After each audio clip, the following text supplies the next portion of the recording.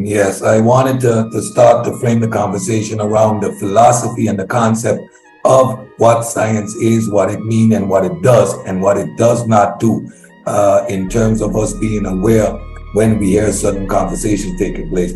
And again, it's based on the foundation of methodological naturalism. Why methodological naturalism? Science, by definition, is limited to natural causes, events, and explanation. Mainstream science seeks our best explanation of the world without considering God. That's a fundamental aspect of these conversations that we must remember. Any interjection of God, we are moving away from science.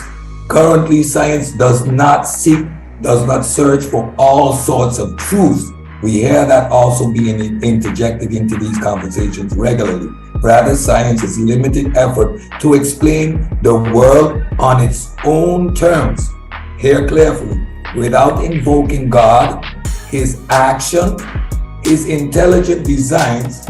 There is a line in the sand in science where consideration of God is explicitly disallowed by methodological naturalism.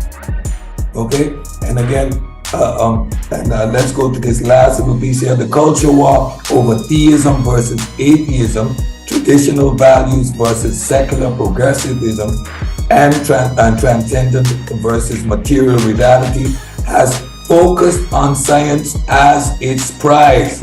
This is what we're seeing: people trying to use science to sell us their religion. And the question is, who gets to define science? And the answer is simple: for the foreseeable future, scientists gets to define science. Partly to stay out of the culture wars, science has defined science to include methodological naturalism. This rule, again, is a sign in the land that excludes both claims of creationism and theism from science itself. And you can see the source right there if you want to read the article. And this is the book from which it comes.